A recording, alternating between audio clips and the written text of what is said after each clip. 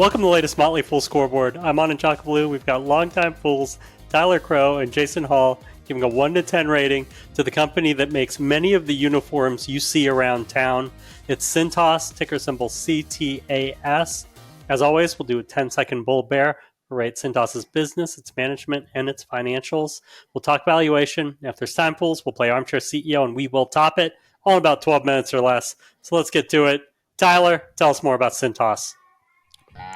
Cintas is a professional services company that performs a lot of the tasks that, frankly, most businesses don't really care to do. Clean uniforms, floor mats, restock the first aid cabinet and the janitorial closets, test the fire extinguishers, safety tests, things like that.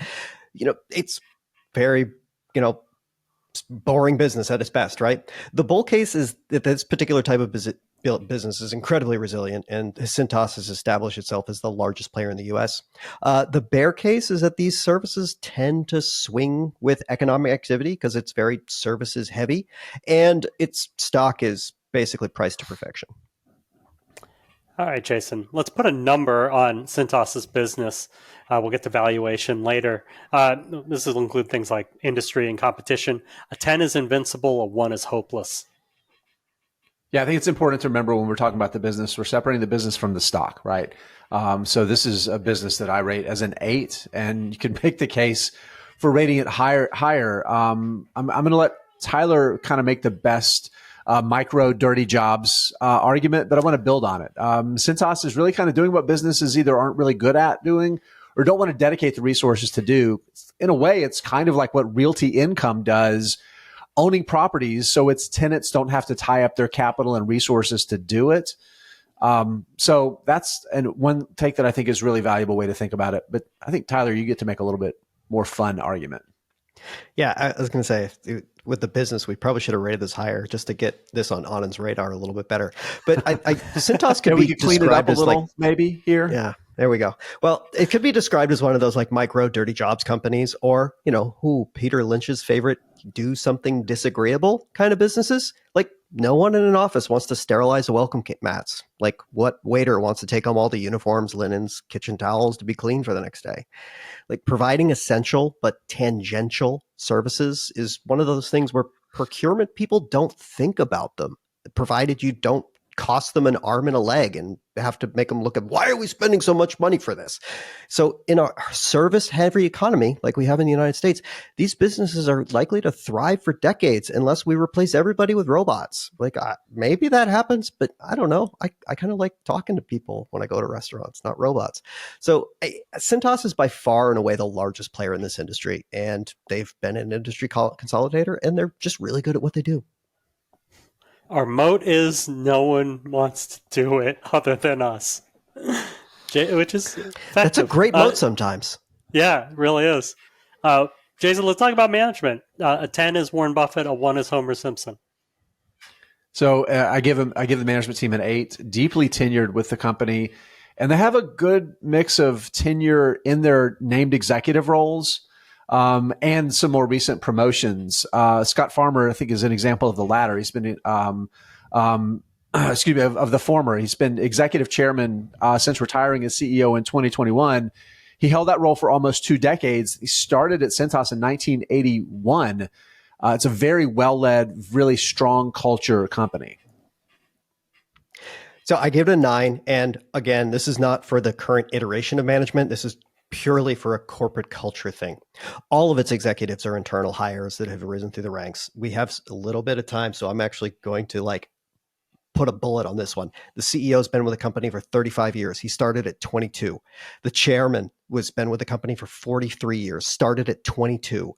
The CFO been there for 29, started somewhere 26, 27, because, he had to get a finance degree. And then the chief operating officer, 25 years, started at 21.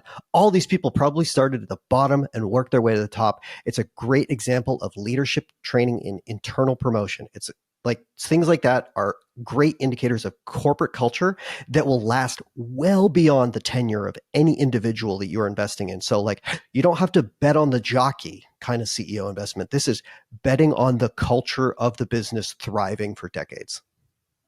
So far, so good. Let's talk about the financials, Jason. A 10 is a fortress, a 1 is yikes. So I give it an 8. And this is one of those interesting where you look at it and over the past decade, revenue's grown less than 10% a year. And that sounds really boring, but the stock is up 13x over that time frame. Foreshadowing here, we'll talk about valuation a little bit and multiple expansion, but cutting the business apart and looking at it, gross margin, operating margin have both strengthened over the past decade. Cash flow margin has also improved, and it's bought back about 14% of shares. This is the formula for delivering market-beating returns at modest revenue growth rates. You make more money by being disciplined, better than the competition, and also a smart buyer of value additive competitors to expand your business in a way that makes sense and creates value for your shareholders. So again, I gave it an 8. Jason must be a really good news anchor because he always teases what we're going to talk about a little bit in the future just to keep you listening. I gave this one a 9, but I'm going to give it a caveat because the balance sheet looks a little wonky. It has bought back a lot of stocks over the years, so it's kind of, all that retained earnings is now treasury stock, which is a negative thing. I'm sorry, I'm getting into accounting. Basically, it's like the equity stack is very, very small because it's bought back so much stock. And it's acquired its way to the top, so it has lots of goodwill. So all those things kind of be like, oh, that's gross. Lots of goodwill and not a lot of equity. That doesn't look good on paper. But I'm going to overlook a lot of those things because, look, buybacks are good, and they've done a good job of buying back for the most part. We'll get to that in a minute. And the company's grown its earnings per share by 334% over the past 10 years. It's really hard to complain about that based on what we see out of the cash flow and the income statement. Tyler, I'm really good you pulled away from talking about treasury stock because I was about to send us over to Anand for the sports, but you pulled back good. So good job there.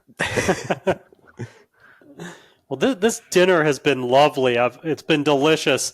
It's time for the bill. Let's talk valuation, Tyler. Our quant team rates Cintas as cautious on the cautious, moderate, aggressive risk-reward spectrum.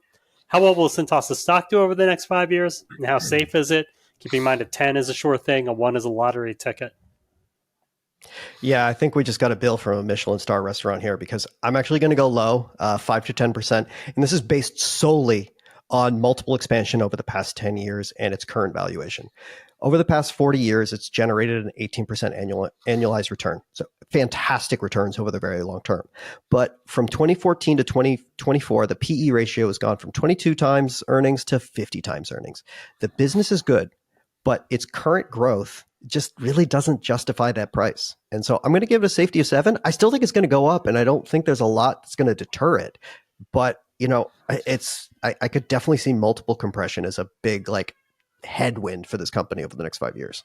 Yeah, I have very little to add. Came down in the same 5 to 10% range, safety score of 7 because it is such a strong franchise, resilient and profitable. My concern is management does too much to try to justify the multiple. We'll talk a little bit about that with buybacks here in a second. But again, I think it's a pretty safe investment, but I do think there's a very, very high probability of below average returns over the next 5+ years because of the starting point for valuation of a very slow growth business. All right, it's time to play our armchair CEO. Tyler, you're running Cintas. What are you doing? Look, I love that my CFO has been around for a really, really long time, but I'm probably going to go sit him down and be like, is buying back stock at a record amount the best idea to do at 50 times earnings? Is that the best capital allocation we can do right now? That's my really one ding. Like everything else, I said business is running great. The blocking and tackling is great, but that's a slightly strange thing to do in my book. I'm going to build on that what not to do and say, well, what should we do? I think instead of buybacks, let's start looking at the balance sheet. We've acquired and we've built up a really good franchise and a really strong business. We've integrated those businesses really well. But let's look at other ways to return capital and to back to investors and to strengthen our balance sheet than buying back shares. All right, it's topic time. Tyler, is there a company in Cintas' space you like more? In Cintas' space specifically, no, not really. Like I said, best in the business, biggest. But if you'll indulge me in kind of that dirty jobs department sort of thing, I would go with Advanced Drainage Systems, tickers WMS, septic tanks, drainage pipes, stormwater treatment services. Again, kind of those dirty jobs, disagreeable. Nobody really wants to care about stormwater treatment services. but it has a similar return profile to Cintas in terms of margin, returns on equity and invested capital, but it's only trading for 25 times earnings. I think that could be something if somebody's looking for in the realm of dirty businesses, but not paying 50 times earnings. I'd look there. Yeah, I think I love about that is it's not where you see a lot of private capital flowing to, right? So those public businesses are positioned to continue to take share and grow without a lot of external competition. So I like that one. I'm going to go in a different direction, and I'm going to find the easy to miss business and make the pitch for Trex. This is the dominant maker of composite decking and the accessories like railing that go along with it. It already has about half the market, and it's the name that, it's the noun, right? That's people go into Home Depot and ask for Trex. That says a lot about it, but you don't think about it as a company you can invest in. It's even with half the market, it's still growing very quickly. And some of its keys beyond having some of the best products, the highest rated products in that brand, is how deeply entrenched it is with suppliers that focus on commercial customers, not just the big box retailers that we go into as DIYers. Here's the kicker for me. It trades for roughly half the earnings multiple of Cintas, and it has a much better opportunity to grow and generate operating leverage and grow its earnings at an even faster rate. And we can ding you on whether those companies are truly in Cintas' space, but that was a fantastic topic. Not even close. but it's good. We want stocks that are interesting, right? So it met that. So thank you to both Tyler and to Jason. They've given Cintas a strong overall score of 7.4 out of 10. Much to Jason's chagrin, I don't have to buy it, and it's due to mediocre expected returns. But that would change on a dip if the valuation goes down.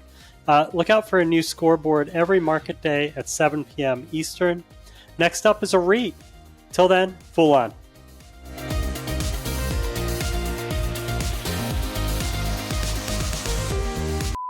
Is it Crow Hall in 2028, or is it Hall Crow?